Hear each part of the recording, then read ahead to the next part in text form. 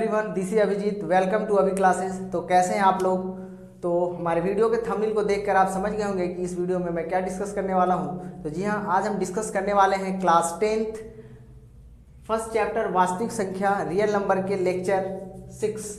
तो इससे पहले मैं first, second, third, fourth, 5 total 5 video इस चैप्टर से रिलेटेड अपने चैनल पे अपलोड कर दिया। अगर आप उस वीडियो को नहीं देखें तो जाएं और उस वीडियो को देखें, और उस वीडियो को देखने के बाद यदि उसमें किसी तरह की कोई गलतियां नजर आती है तो आप कमेंट बॉक्स में जरूर बताएं। अगर अच्छा लगे तो लाइक भी करें। और मैं बोलना चाहूँगा जो हमारे इस चैनल पे नए हैं वो सबसे पहले हमारे चैनल को सब्सक्राइब करें, ताकि मैं जो भी वीडियो अपलोड करूं नोटिफिकेशन के जरिए आपको मिल जाए। ओके, तो आज हम लोग डिस्कस करेंगे उदाहरण 3 और उदाहरण 4 के बारे में।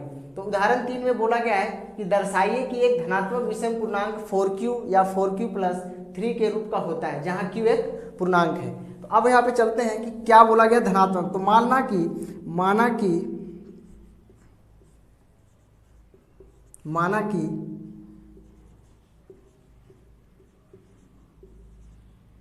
धनात्मक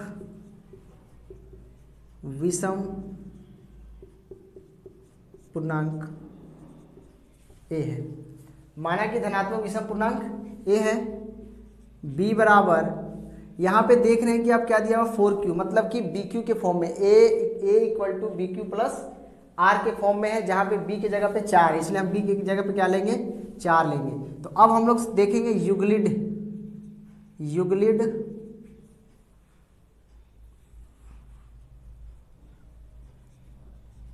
प्रमेयिका। युगलिड प्रमेयिका से क्या हम लोग देखेंगे कि हमारा जो होता है वो होता है a = bq+r, जहाँ की आप देखते हैं कि q जो होता है वो क्या है, या तो 0 के बराबर है या 0 से बड़ा होता है, ये चीज़ें होती है। ठीक है, और यहाँ पे हमारा जो दिया हुआ, तो अब हम इससे जब चलते हैं तो हमारा आता है a = b की जगह पे हम लोग ले रखे हैं 4q+r। अब यहाँ पे देखिए कि r जो होता है वो क्या होता है, r जो होता है वो क्या होता है, हमेशा b से छोटा होता है और 0 से बड़ा या 0 के बराबर होता है। तो अब यहाँ पे हम देखेंगे कि जो r जो है वो क्या है, r क्या होगा, तो r हमारा क्या हो सकता है, जैसे 0 r को हमें क्या ले सकते हैं, जब b की जगह पे कितना है, 4 है। ठीक है, तो 4 है, तो मतलब कि 0 और 4 के बीच में या तो 0 के बराबर, मतलब r का जो संभावित वैल्यू है वो क्या हो सकता है, या तो 0 हो सकता है, या 1 हो सकता है, या 2 हो सकता है, या फिर 3 हो सकता है। 4 नहीं हो सकता क्योंकि 4 से छोटा होना चाहिए। तो r का जो वैल्यू होगा या तो 0, 1, 2 या 3 होगा। ओके, तो अब हम क्या करते हैं कि सबसे पहले रखते हैं 0 को। जब 0 को रखेंगे तो a = क्या हो जाएगा, 4q। तो बताइए क्या ये जो 4q नजर आ रहा है ये क्या है, तो ये तो 2 से विभाज्य है, यह 2 से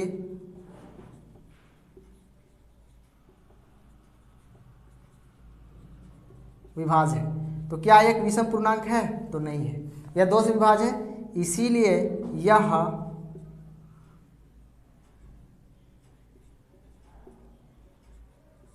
विषम पूर्णांक नहीं है,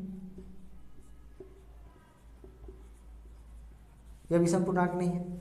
फिर अब जब चलते हैं तो फिर से उसी प्रोसेस को फिर से करते हैं। एक बार हम 0 लेते हैं, एक बार लेते हैं 1, a = 4q+1, क्योंकि r की जगह पे एक बार क्या लेना, 1 लेना।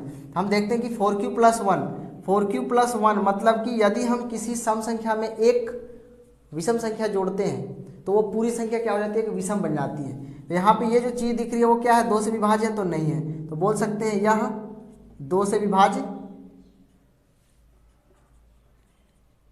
यह 2 से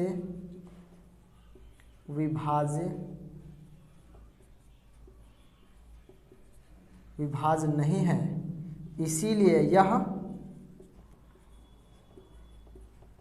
धनात्मक विषम पूर्णांक है। ठीक है, अब एक तीसरा पॉइंट जब देखते हैं तो एक बार हम लेते हैं क्या, 2। तो जब 2 लेते हैं a = 4Q प्लस में 2। तो अब मुझे बताइए कि ये वाली चीज़ है, देखो देखिए, तो अब ये चीज़ अब आप देखते हैं तो यहाँ पे देखते हैं सम में सम जोड़ रहे हैं, तो सम में सम समी संख्या होता है, तो क्या यह विषम होगा? तो नहीं। तो यह भी क्या है? यह 2 से विभाज्य है, 2 से विभाज्य है, इसीलिए यह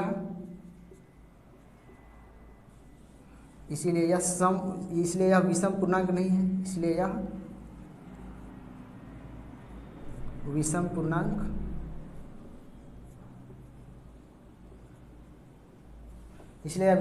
नहीं है। अब हम यहाँ देखते हैं लास्ट, अब हम यहाँ लेते हैं a equal to 4Q plus, अब यहाँ पे लेते हैं क्या? 3।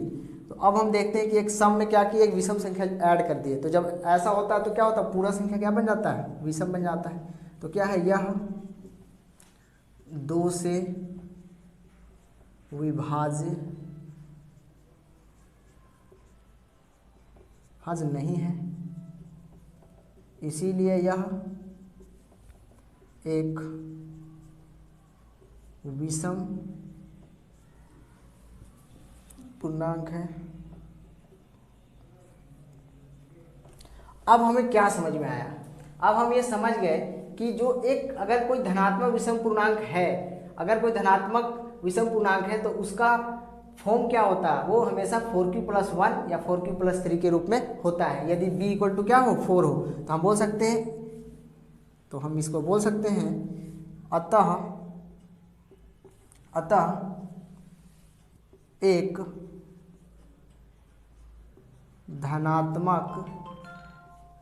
धनात्मक विषम पूर्णांक 4Q प्लस 1 या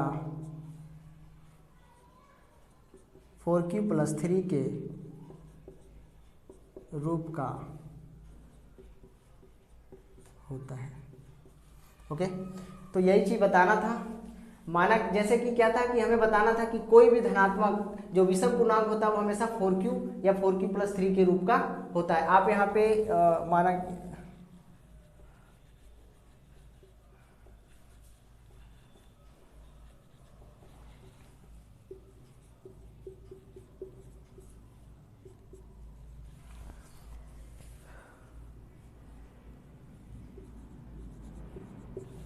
ओके, तो इस तरीके से हम इस क्वेश्चन को हल कर। तो अब जो उदाहरण नंबर 4 है वह है, एक मिठाई विक्रेता के पास 420 काजू की बर्फियां और 130 बादाम की बर्फियां हैं।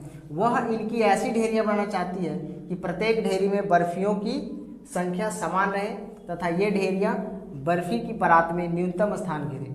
इस काम के लिए प्रत्येक ढेरी में कितनी बर्फियां रखी जा सकती है?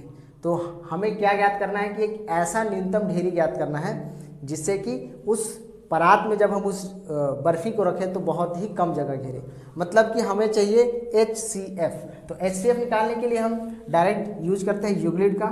तो यूक्लिड एल्गोरिथम का यूज करते हैं, यूक्लिड प्रमेय का।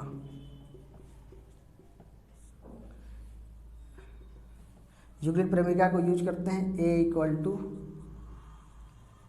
BQ plus R। ओके, इसको बोलते हैं भाज्य बराबर भाजक गुने भागफल प्लस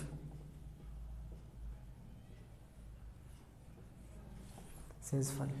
तो जो सबसे बड़ा डेटा है, जो सबसे बड़ी संख्या वो A होगी 420 इक्वल टू B की जगह पे 130। तो 130 में कितने से मल्टीप्लाई करेंगे?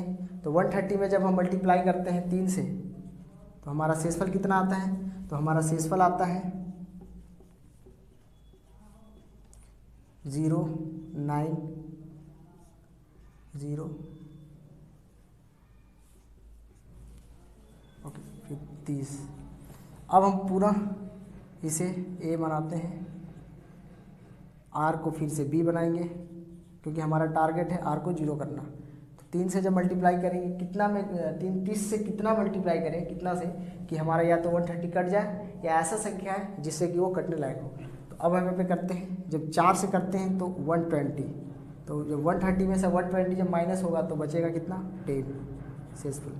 पुनः फिर से हम क्या करेंगे कि इसे a बनाएंगे 30, फिर इसे क्या बनाएंगे b बनाएंगे, फिर अब हम यहाँ करते हैं 3, तो जब करते हैं तो ओवरऑल हमारा 0 आ जाता है। मतलब कि हमारा जो HCF हुआ वो क्या हुआ, HCF इक्वल टू 10। अतः प्रश्न में क्या बोला है, प्रश्न में बोला है कि इस काम के लिए प्रत्येक ढेरी में कितनी बर्फियाँ रखी जा सकती है। अतः प्रत्येक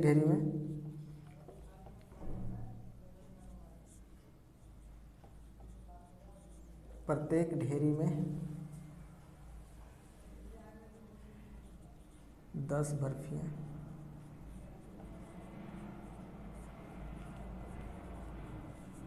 रखी जा सकती है।